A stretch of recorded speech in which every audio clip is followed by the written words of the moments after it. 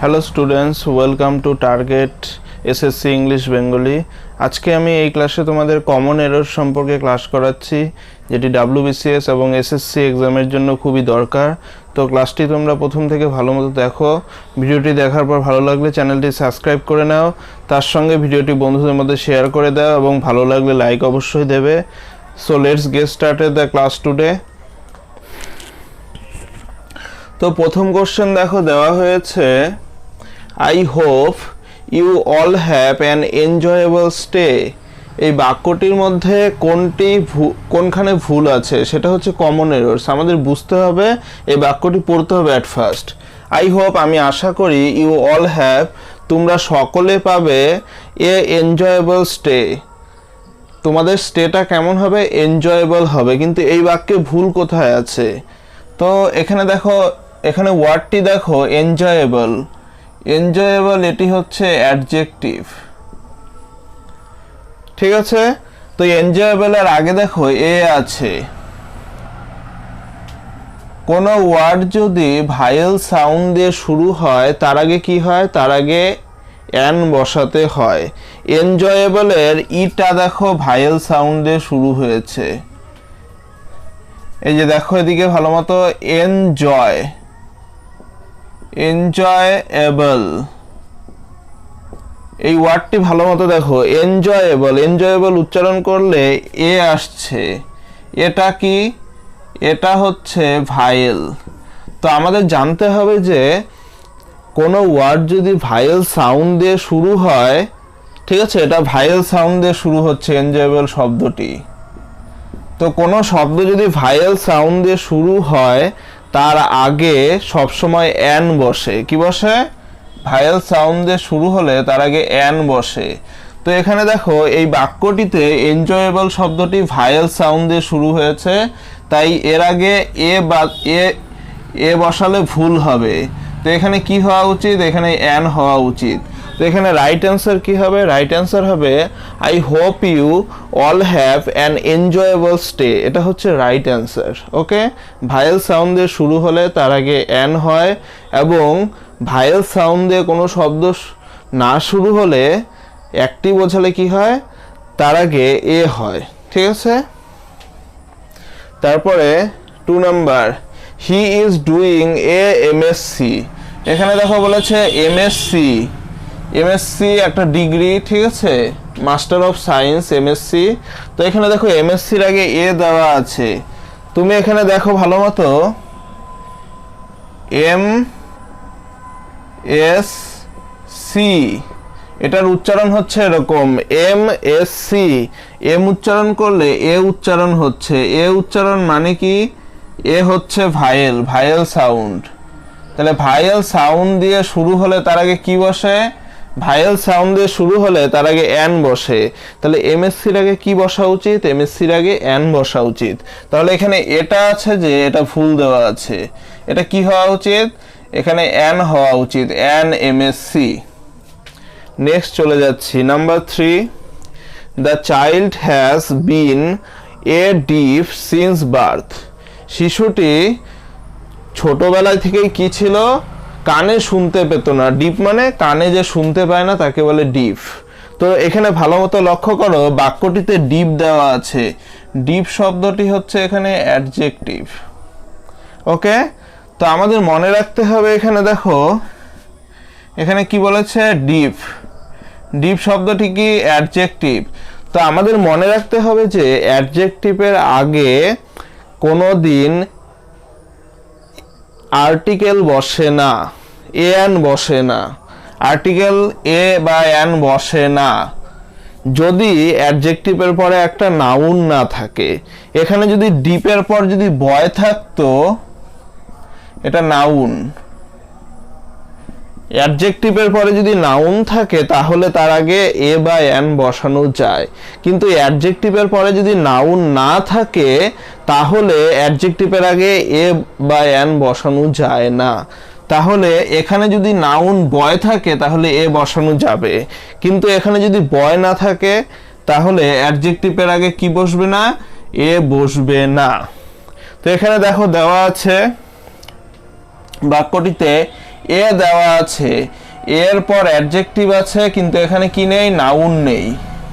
যেহেতু অ্যাডজেক্টিভের পরে নাউন নেই, সুতরাং অ্যাডজেক্টিভের আগে এ বসানো যাবে না। তো এখানে ভুল কি, এ, এটা হচ্ছে ভুল, এখানে এ হবে না, এটা হবে the child has been deaf since birth. বাচ্চাটি জন্ম থেকে কি ছিল, কানে শুনতে পেত না, ডিফ ছিল। তার মানে কি, আমরা অ্যাডজেক্টিভের আগে এ বা এন বসাতে পারবো না যদি অ্যাডজেক্টিভের পরে কি না থাকে, অ্যাডজেক্টিভের পরে নাউন না থাকে।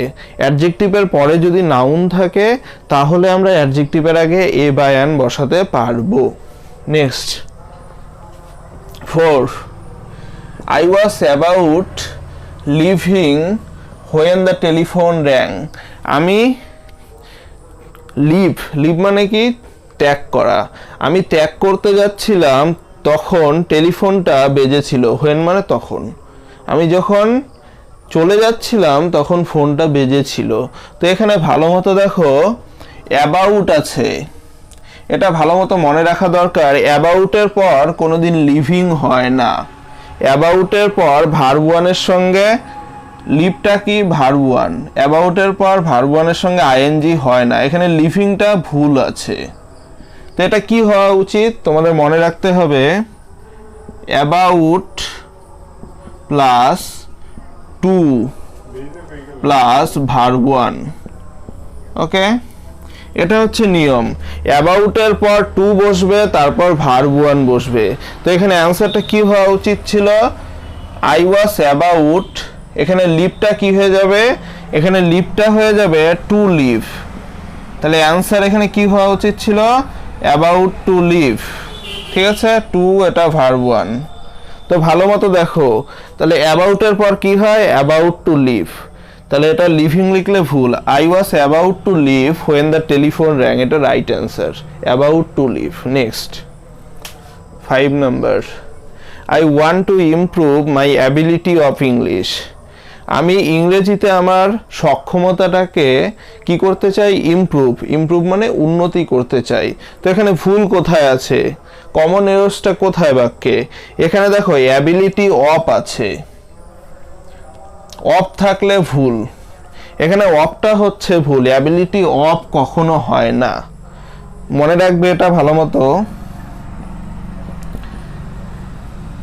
Ability in a subject or language, একটা ভাষায় অ্যাবিলিটি অথবা, এটা হচ্ছে রাইট অ্যান্সার, এটা মনে রাখতে হবে। Ability in a subject or language, তার মানে কি, অ্যাবিলিটির পর কি বসবে, এখানে অফের জায়গায় এখানে অ্যাবিলিটির পর ইন বসবে। ঠিক আছে, অ্যাবিলিটি ইন, তাহলে এখানে রাইট অ্যান্সার হচ্ছে I want to improve my ability in English. এখানে অফ হবে না, কারণ অ্যাবিলিটি ইন এ সাবজেক্ট, ইংলিশটা এখানে সাবজেক্ট, তাহলে অ্যাবিলিটি ইন ইংলিশ হবে অ্যান্সার, কারণ এখানে ability in a subject or language এরকম হয়। ঠিক আছে, এটা রাইট। নেক্সট চলে যাচ্ছি 6 number, he was shocked by the news of his brother's death. সে তার ভাইয়ের মৃত্যুর খবর পেয়ে কি হয়ে গেছে, শক হয়ে গেছে। ঠিক আছে, he was shocked by the news of his brother death, সে তার ভাইয়ের মৃত্যুর খবর পেয়ে শক হয়ে গেছে, খুব আঘাত পেয়েছে। তো এখানে আমাদের মনে রাখতে হবে, এখানে দেখো ভুল কি আছে, এখানে ভুল হচ্ছে শকের পর বাই দেওয়া আছে, বাইটা হচ্ছে ভুল। তো এখানে মনে রাখতে হবে, আমাদের কি মনে রাখতে হবে, এখানে দেখো ভালো মতো, শকড অ্যাট, এটা মনে রাখা দরকার, শকড অ্যাট সামথিং, কোনো কিছুতে শক হওয়া, অবাক হওয়া। তো শকডের পর অ্যাট সামথিং হয়, কোনো কিছুতে অবাক হয়ে গেছে, কিন্তু এখানে কি দেওয়া আছে, এখানে সামথিং বলতে the news of his brother's death, তার ভাইয়ের মৃত্যুর খবরটাকে সামথিং বোঝানো হয়েছে। তার মানে শকটের পর কি বসবে, এখানে রাইট অ্যান্সার, এখানে হবে অ্যাট, বাই লিখলে এটা ক্রস, এখানে ভুলটা হচ্ছে বাই, তাহলে শকটের পর অ্যাট হয়, শকড অ্যাট সামথিং, কোনো কিছুতে কি হয়ে গেছে, শক হয়ে গেছে। ঠিক আছে, কোনো কারণের জন্য শক হয়ে গেছে, আঘাত পেয়েছে। তাহলে শকড অ্যাট সামথিং। সামথিং বলতে the news of his brother's death, এটা এটা এটা বলতে এখানে সামথিং বোঝাচ্ছে। নেক্সট 7, বিসাইড ফ্রুটস, ফলের পাশে হি লাইকস ভেজিটেবলস। ফলের পাশে সে কি ভালোবাসে? সে ভেজিটেবলস ভালোবাসে, শাকসবজি ভালোবাসে। তো এখানে দেখো, এখানে কি লেখা আছে? বিসাইড। বিসাইড, বিসাইড মানে আমরা কি জানি? পাশে। ফলের পাশে, এখানে বিসাইড মানে হচ্ছে পাশে। এখানে কি বিসাইড হওয়া উচিত? বিসাইড কখন হয়? কারো পাশে থাকলে বিসাইড হয়, ঠিক আছে? I am sitting beside him, তার পাশে বসে আছি আমি। এখানে বিসাইড বলতে এখানে ফলের সাথে আমি ভেজিটেবলসও পছন্দ করি। ফলের সাথে মানে ফল ছাড়াও। তো বিসাইড মানে কি? এখানে কি বিসাইড হবে এটা? না, এখানে বিসাইডটা ভুল আছে, ঠিক আছে? এখানে বিসাইড অপশনটা দেওয়া আছে, এখানে ভুল আছে বিসাইডটা। তো এখানে বিসাইডের জায়গায় কি হওয়া উচিত? BESIDES, besides.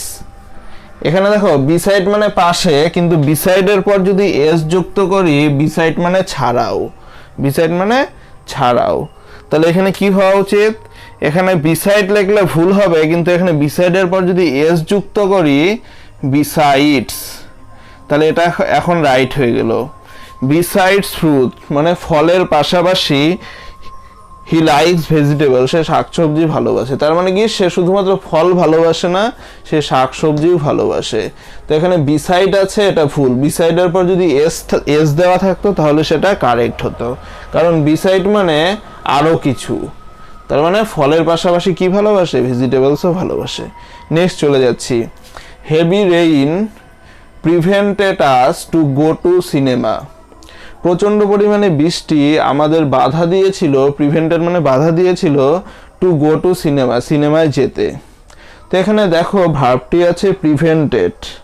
প্রিভেন্টেড মানে বাধা দিয়েছিল। তো প্রিভেন্টেডের পর ভার্ব একটা অ্যাপ্রোপ্রিয়েট প্রিপোজিশন হয়, সেটা কি? সেটাও জানা দরকার। তো চলো জেনে নিচ্ছি। প্রিভেন্টেড, এখানে কি দেওয়া আছে? প্রিভেন্টেডের পর টু গো দেওয়া আছে, এখানে টু গোটা ভুল দেওয়া আছে, মনে রাখবে। তো প্রিভেন্টেড ফ্রম ডুইং, এটা মনে রাখতে হবে। প্রিভেন্টেডের পর ভার্ব ওয়ানের সঙ্গে কি হয়? ভার্ব ওয়ানের সাথে আইএনজি যুক্ত হয়। প্রিভেন্টেড ফ্রম ডুইং, তার মানে কি? প্রিভেন্টেডের পর প্রিভেন্টেডের পর ফ্রম হয়, তারপর ভার্বের সঙ্গে আইএনজি। তাহলে এটা কি হবে অ্যান্সারটা? হেভি রেইন প্রিভেন্টেড আস, এটা টু গো থেকে কি হয়ে যাবে? From going. ফ্রম গোয়িং, তাহলে এখানে হয়ে গেল টু গোটা কি হয়ে গেল? From going. তাহলে হেভি রেইন প্রিভেন্টেড আস আমাদের প্রতিরোধ করেছিল ফ্রম গোয়িং টু সিনেমা, ঠিক আছে? এখানে ফ্রম গোয়িং টু হবে, মনে রাখবে। টু গো লিখলে কাটা, কারণ প্রিভেন্টেডের পর কোনোদিন ইনফিনিটিভ ভার্ব হয় না। ইনফিনিটিভ ভার্ব কি? ইনফিনিটিভ ভার্ব বলতে বোঝায় টু এর পর ভার্বের প্রেজেন্ট ফর্ম। যেমন বলি টু ইট মানে খেতে, টু গো যেতে, ঠিক আছে? টু রান দৌড়াতে, এগুলো হচ্ছে ইনফিনিটিভ ভার্ব। তার মানে প্রিভেন্টেডের পর কি হয় না? ইনফিনিটিভ ভার্ব হয় না। প্রিভেন্টেডের পর ফ্রম হয়, তারপর ভার্ব ওয়ানের সঙ্গে আইএনজি যুক্ত হয়। তার জন্য টু গোটা কি হয়ে গেল? From going. তাহলে ফ্রম গোয়িং টু, এটা রাইট অপশন। নেক্সট চলে যাচ্ছি। নেক্সট কোশ্চেন দেখো কি বলেছে। He is confident to win the gold medal. সে খুবই কনফিডেন্ট, বিশ্বাসী যে সে কি করবে? To win the gold medal, সে হলো সোনার মেডেলটাকে জয় করবে। তো মনে রাখবে এখানে দেখো কনফিডেন্ট, কনফিডেন্টটা হচ্ছে অ্যাডজেক্টিভ। কনফিডেন্টের পর কি হয় সেটা জানতে হবে। কনফিডেন্ট অফ ডুইং, ঠিক আছে? এটার সূত্র হচ্ছে, মনে রাখবে, confident of doing, confident of doing. তো এটা মনে রাখতে হবে। কনফিডেন্টের পর কি হয়? অফ হয়। এখানে টু উইনটা ভুল আছে, টু উইনটা ভুল, টু উইন লিখলে ভুল হবে, এখানে কনফিডেন্ট অফ, তাহলে এটা অ্যান্সার কি হবে? এখানে অ্যান্সারটা হবে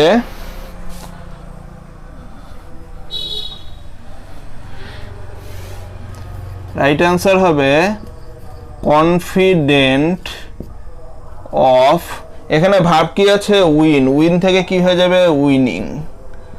তাহলে হি ইজ কনফিডেন্ট অফ, সে হয় কনফিডেন্ট অফ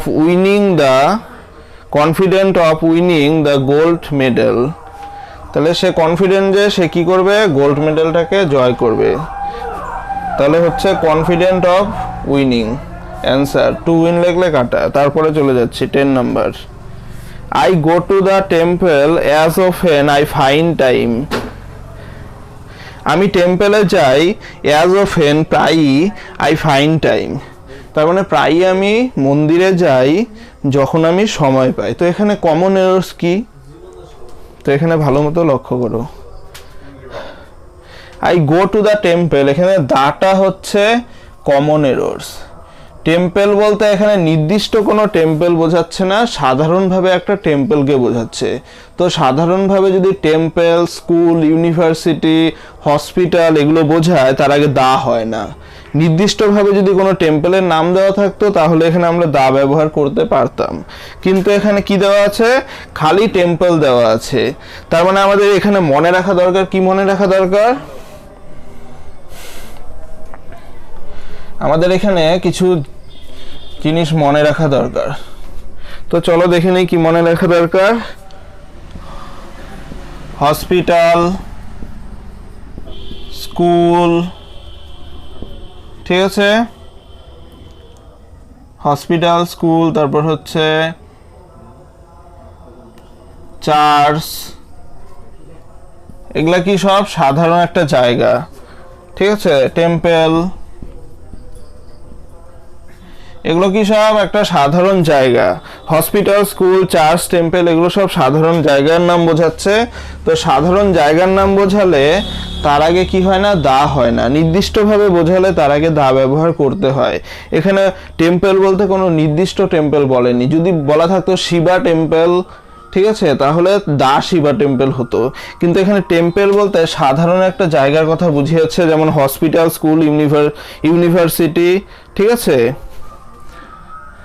এরকম সাধারণ নাম জায়গা বোঝালে তার আগে দা হয় না। তাহলে এটা অ্যান্সার কি হবে? আই গো টু টেম্পল, আমি টেম্পলে যাই, মন্দিরে যাই, অ্যাজ অফেন প্রায়ই, আই ফাইন্ড টাইম আমি সময় যখন পাই।